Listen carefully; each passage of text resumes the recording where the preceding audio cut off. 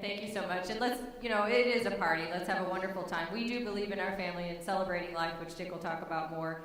Hope, empowerment, and celebration, frankly, stimulates your immune system, and we know that. So it really is okay to both work on our health, fight this dreaded disease, and also have enjoyment. But why are we really all here? We all deeply know we're here for a greater reason. It's about the patients we serve and this evil disease called cancer. If I could put it into a little perspective for you, and this number hurts, 1.7 million people will suffer from cancer just this year alone. We will lose 600,000 of those precious souls just this year. Personally, these numbers are not acceptable to me. It gives me chills to even state those numbers. We have a lot of work to do, and the work is now, which is why you're all here this evening. We are literally waging war against this dreaded disease, and that is why we're here. Yes, ma'am. Thank you, my dear. Okay. Let us all remember, because this is how we wake up every single morning. To quote a famous American friend of all of yours, whatever you do, work at it, if necessary, with all your might, early and late, in season and out of season, and never for a single hour deter that which could be done today, now, just as well now. Now is that time to make a difference. Now is the time to cure cancer patients. Do you agree? I agree. Listen all to the agree? lady. Listen to the lady. Now is the time to change the statistics in our favor. That's why we're here now. Very interestingly, the genesis of this disease is a deeply complex and diverse web-like interaction of environmental exposures, genomic alterations, and susceptibilities that all converge into a perfect storm resulting in disease. Cancer, frankly, in truth, is our body's normal biological and physiological response to the assault and messages that it's receiving from our environment. Persistent environmental pollutants and the natural defense of that tumor-like process, your body is actually just doing what it's supposed to do initially, and that is really hard to wrap your mind around. DNA comes into play, our nutrition comes into play, our lifestyle comes in to create what I call a perfect storm, and in reality, your body's just reacting to it. The newer therapies, however, and the novel therapies that we focus on at the Gateway for Cancer Research are what we call targeted genomic therapies, immunotherapies, and dietary interventions are successful because what they truly do is create a reverse course, signaling your body to truly move in the opposite direction of the cancer or tumor-like process. We certainly have sort of old standards of care that we do still use in medicine, and some of them can be effective, but it's just not enough to reach the critical mass that we need to reverse that 1.7 million into the other direction. We have made enormous progress, that's for sure, thanks to all of you and many people around the world supporting cancer research. But it's going to take all of us, donors, patients, researchers, scientists, physicians, administrators, everybody working together to get us one step closer to resolution of this disease. Do you agree with that, my dear? I agree with that too. Listen to the lady. Thank you. You know, Gateway is a very unique organization. I know many of us work through so many philanthropic groups, and cancer's a big one. So why are we different? I really love explaining to that. How are we different? Why are we unique? Why would you join our cause differently than another cancer organization? We actually are truly unlike any other organization. We believe in one item. No one ever made a difference by being like everybody else. We don't want to be like everybody else. If you keep doing what you're doing, you're going to keep getting what you got, right? That's why we work at novel, unique approaches. Sometimes cancer researchers devise really breathtaking, amazing, avant-garde approaches to fight this disease, and they literally get stuck. They can't move beyond into further exploration. And usually this is due to funding, and many times these are small amounts of funding. I will share with you that our average grant is approximately $300,000. That's very small compared to big pharma, in the billions, frankly. And so when I think of the research that we fund, it really could be one of your doctors has an idea, has no way how to advance it to bring it to the bedside of your loved one, and they only need, quite frankly, a little bit of money to make that dream a reality directly to the bedside. And that's where we come in, plain and simple. We actually call that area of research the Valley of Death because nobody cares about the researcher who has an avant-garde, unique therapy that they want to bring to your mom or dad or brother and sister right now, but they need a little help, they need the funding, and that's where we come in. That's where we make a difference, and that's where your dollars go.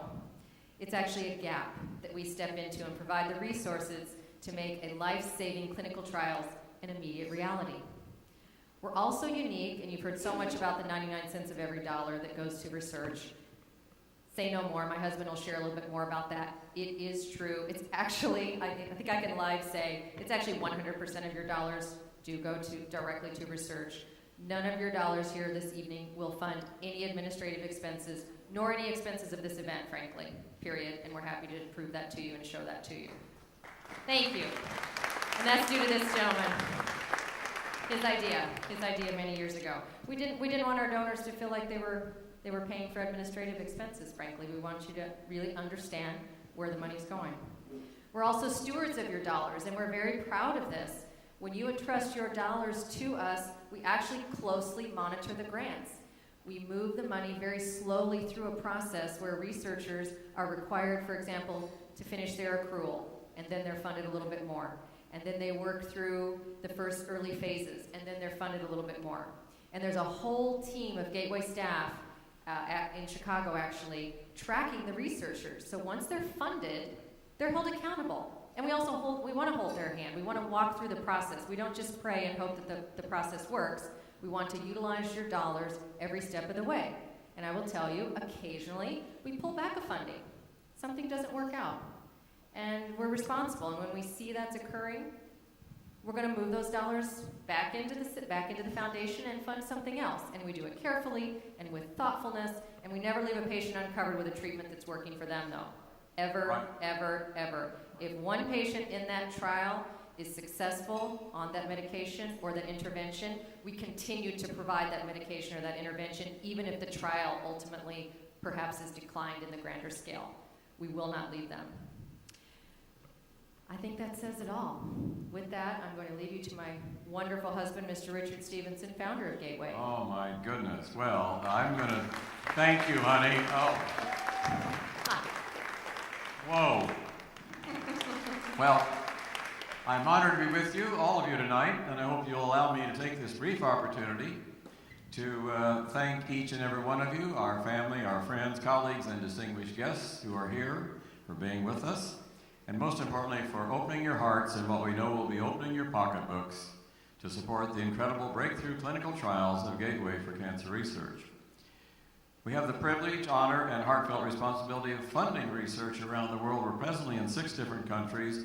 Every place in this country that needs our help gets it, even though it's known that Cancer Treatment Centers of America, which supports Gateway, as does our family, it's really our family, is perceived by many people. Well, we support the University of Miami, we support the you name the institution that has breakthrough cancer research deserving of support, we are there to support them.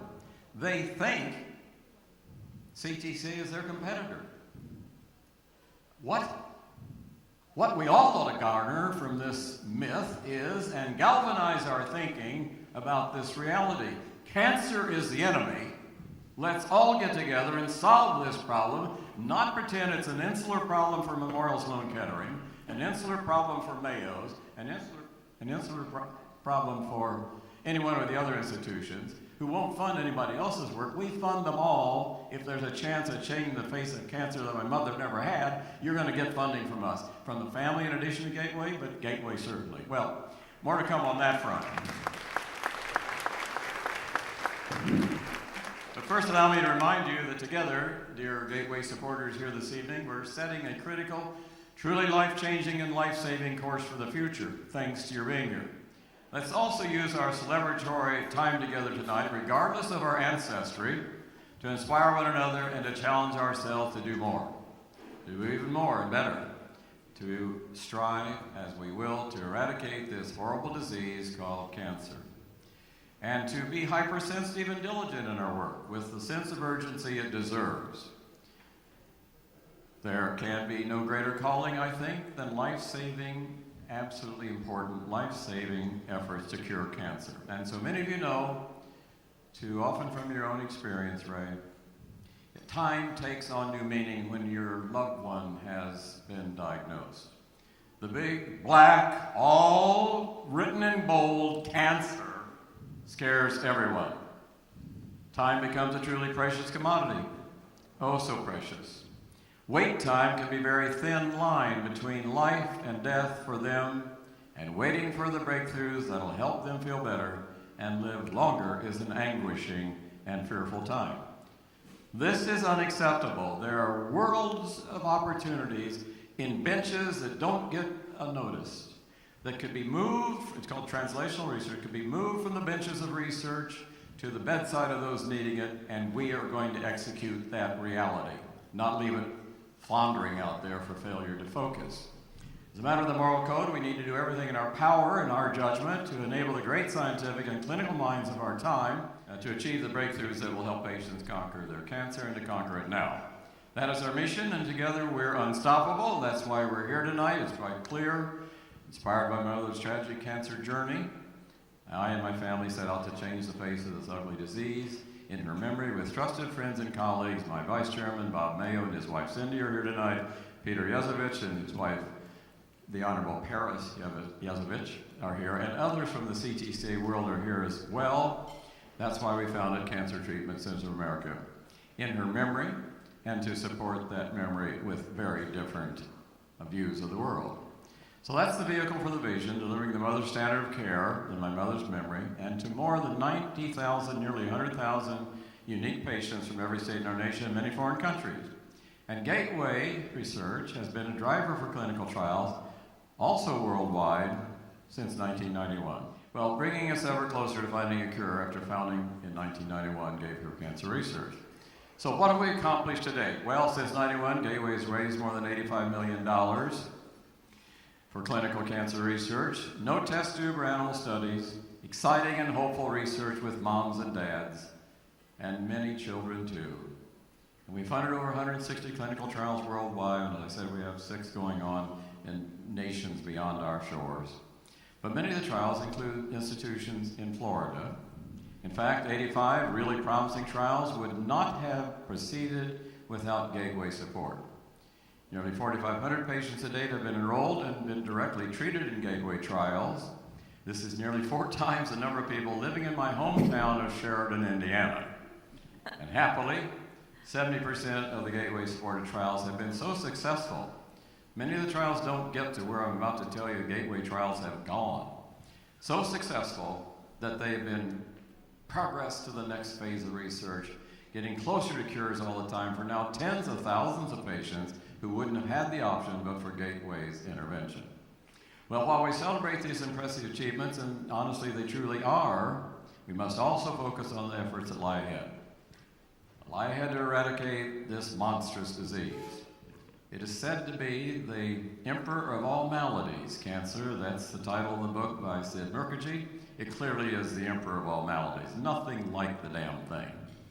Well, we're not resting on our laurels. We'll continue to identify and pursue bold new strategies to defeat cancer every day in every way. We're reinvigorating our efforts at Gateway, well, at CTC certainly, and at Gateway as well. Developing innovative programs, more novel trials, and breakthrough strategies proven to break through. My wife owns the genome. Well, her own, of course, and you each own yours. But she knows about the genetic expression that you each have that may have led you, those who do your gene studies, the genome, that may have led you to diabetes, may have led you to arthritis, may have led you to cancer and heart disease. But it need not be, because wherever the gene expresses itself, there's also the world of the epigenetics. The world in which the gene dwells is influenced by the world, the nutrients you take, the waters you consume, the air you breathe, the energy you exude, the relationship you have with your maker, a variety of things that generally influence, it's called lifestyle medicine, influencing that genetic expression with what's called epigenetics. She'll teach you more. It's an 8-hour lecture. But not tonight. Spell binding. Have fun. All right. Well, and we'll continue. No lectures tonight. And right. It's mesmerizing, though. You know, it talks about SNPs and things that connect to the SNPs, and there's a mitochondria over here, and there's somebody doing this. I don't know, but that's wonderful. Well, and we continue to assure you. I think he's listening to my lecture. Amazing. I have front row. It's very entertaining. We continue to assure you that 99 cents of every dollar you give to get Gateway for Cancer Research will, in fact, end up impacting a clinical research program where it most importantly should be influenced. And we'll tell you the results. We'll tell you the truth and the patient impact these trials have achieved. Nobody's doing that. To further assure you of our ethical stewardship of your gifts, we'll continue to expand collaborations with high-impact partners in industry, academic research, the public sector, with anyone, anywhere, anytime who can help us advance our vision of shaping a world in which a cancer diagnosis does not create a fear that's impossible. There is no better word than hope. That is what we believe in, my dear. Hope. Absolutely. No place like hope. No place like hope. It's so easy to give people hope today because of this disease, as it's become more a chronic disease, not an acute killer upon diagnosis. There's ample reason for hope, easy to give and priceless to receive. Amen.